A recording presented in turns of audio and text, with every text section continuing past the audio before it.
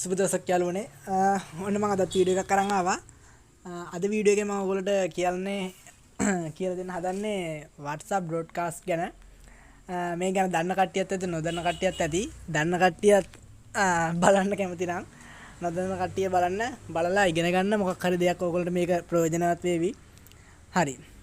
එහෙනම් ඊට කලින් ඔයගොල්ලෝ හැමෝම මගේ YouTube channel එක subscribe කරන්න, යාළුවන්ට බලන්න share කරන්න. මන් දාපු තවත් වීඩියෝ තියෙනවා ඒවත් බලන්න කැමති නම් බලන්න. ඔයගොල්ලන්ට වැදගත් වීඩියෝ ඇති.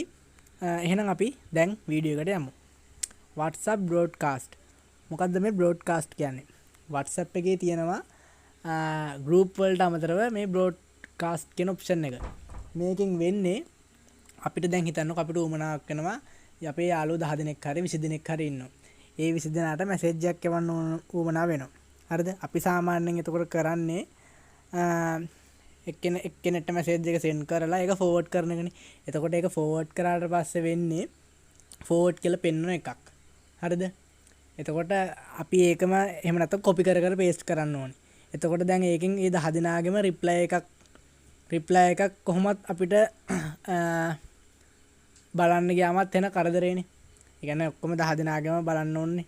හරිද? ඒ බලන එක නම් කොහොමත් එකයි. හැබැයි අපිට එකම දේ ඒගොල්ලෝ රිප්ලයි හිතන්නකෝ ඒගොල්ලෝ රිප්ලයි අපි 10න් බැලුවේ කියලා. බලලා මට ඒකට ආයෙම පොදු මැසේජ් එකක් තමයි යවන්න තියෙන්නේ. එතකොට මම ආයෙ එකෙන් එක ටයිප් කරලා හරි එහෙම නැත්නම් කොපි කරලා හරි ෆෝවර්ඩ් කරලා හරිනේ කරන්න ඕනේ. එතකොට ඉතින් ඒ වැදගත් මැසේජ් එක ගන්න යාළුවෝ බලනවා. අපෝ මූ අර උට ගහපු එක මට ෆෝවර්ඩ් කරලා වගේ. එහෙම දෙයක් වෙනවනේ.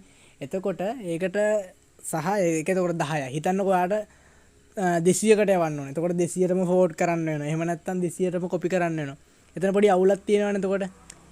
හැබැයි මෙහෙමයි. ගෲප් එකක් හදන්න පුළුවන්. එතකොට ඉතින් ගෲප් එකට ඇඩ් කරනවා. ගෲප් එකේ කන්ටැක්ට් වෙන නම්බර් වෙන කට්ටිය ගන්නවා. ඔයාලට යද්දැකීම ඇති දැන් ගෲප් වල ඉන්න යාළුවෝ නම්බර ගන්නවා. එතන ප්‍රශ්නයක් තියෙනවනේ. එතකොට දාන මැසේජ් කට්ටියට දැන් පොදු මැසේජ් එකක් වුණත් අනිත් දැන් ඔයා කැමති නැහැ අරයට මේ මැසේජ් එක යනවාට ඒගොල්ලෝ දකින්නට පොඩි පොඩි ප්‍රශ්න තියෙනවනේ.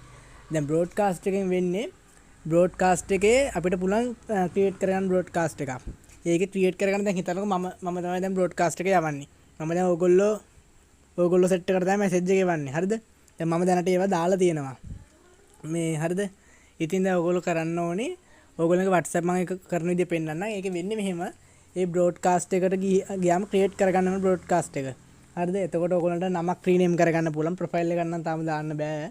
එතකොට ඕගොල්ලන්ට බ්‍රෝඩ්කාස්ට් එකේ වෙන්නේ ඕගොල්ලෝ දාන්නේ ඒක මැසේජ් එක දැන් හිතන්නකෝ 20ක් ඉන්නවා 20 දෙනාටම යනවා. මම තමයි මැසේජ් එක සෙන්ඩ් කරන්නේ. ඕගොල්ලෝ 20 දෙනාටම යනවා. ඕගොල්ලෝ 20 දෙනාට පෙන්වන්නේ ඒක ඕගොල්ලන්ට එන පර්සනල් ඉන්බොක්ස් එක මැසේජ් එකක් විදිහට.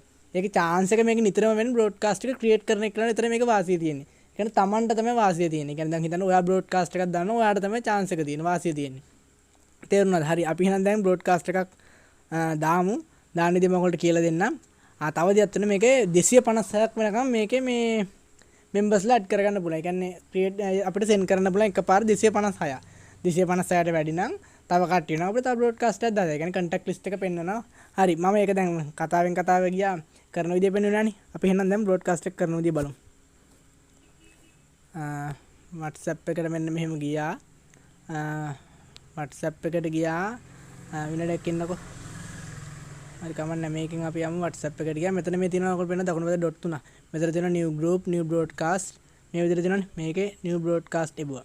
දැන් ඔයගොල්ලන්ට පේනවා මෙතන contact list එක view වෙලා තියෙනවා.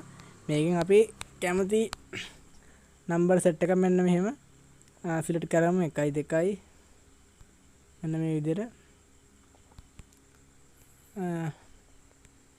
select කරගමු. හරිද? දැන් ඔන්න මම නම්බර් 5ක් සිලෙක්ට් කරා. මෙතන ඔයගොල්ලෝ උඩින් පේනවා ඇති මම 5ක් සිලෙක්ට් කරපු එක 5 පේනවා 256ක් පුළුවන් කියලා උඩින් පේනවා. මෙතන ඊට පස්සේ මෙතන ටික් එක දැම්මන් පස්සේ මෙතන පේනවා ඔයගොල්ලන්ට ක්‍රියේට් වෙලා තියෙනවා දැන්. හරිද? නම් සෙට් එක පේනවා. මෙතන ආයි ඩොට් 3ට ගියාම අපිට මෙතන view කරලා බලන්න පුළුවන් ඉන්න මෙම්බර්ස්ලා ප්‍රමාණය. මේ විදිහට බලන්න නමක් රීනේම් කරගන්න පුළුවන්. ඔන්න අපි කැමති නමක් දාගත්තා. දාලා ඕකේ දුන්නා. දැන් මෙතනින් අපිට තියෙන්නේ මෙන්න මෙහෙම මැසේජ් එකක් සෙන්ඩ් කරන්න විතරයි තියෙන්නේ. දැක්කද මේ මම යවපු මේ බැටරි එක මේ මෙම්බර්ස්ලා 5 දෙනාටම යනවා. ඒගොල්ලන්ට පෙන්වන්නේ මේ බ්‍රෝඩ්කාස්ට් එකක් විදියටවත් එහෙම නැත්නම් මේ ගෲප් එකක් විදියට නෑ නිකන් තමන්ගේ මේ ඇවිල්ලා තියෙන විදියට පර්සනල් මැසේජ් එකක් විදියට තමයි පෙන්වන්නේ. හරිද?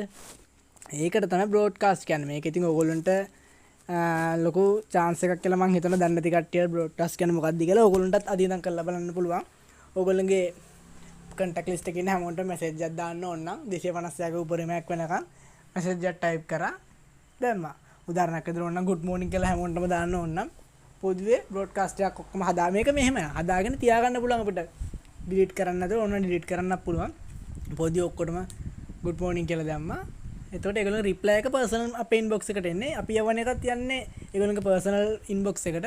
හැබැයි අපිට යවන්න පුළුවන් set එක එකතු කරලා. තේරුම් නැත්ද? තේරුම් නැත්නම් comment එකක් දාන්න. මේක කරගන්න විදිය තේරෙන්නේ නැත්නම් ඒත් අහන්න. ප්‍රශ්න තියෙනවා නම් කතා කරමු. comment එකක් දාන්න. එහෙනම් මම වීඩියෝ එක අතර නවත්තනවා. ඔයගොල්ලන්ට පැහැදිලි වුණා කියලා හිතනවා. අද දැනගත්ත අය මේ ගැන හොඳයි නම් මට පහලින් අදහස් comment එකක් දාන්න. එහෙනම් අපි තවත් වීඩියෝ එකකින් හම්බෙමු. කෙල්ලෝ හරි කොල්ලෝ හරි දෙන්න තුන් දෙනෙක් කියලා ඉන්නවා නම් එකට මැසේජ් එක දාන්න ඕන මේ බ්‍රෝඩ්කාස්ට් එක හොඳයි ඔයගොල්ලන්ට. එහෙනම් අපි තව වීඩියෝ එකකින් හම්බෙමු. එහෙනම් මතකව channel එක subscribe කරන්න, යාළුවන්ට බලන්න share කරන්න, මම දාපු තව වීඩියෝ තියෙනවා ඒවත් බලන්න. එහෙනම් අපි තව වීඩියෝ එකකින් හම්බෙමු. ඔයගොල්ලෝ හැමෝටම එහෙනම් සුබ දවසක්. එහෙනම් අපි ගිහින් එන්න. ජය වේවා.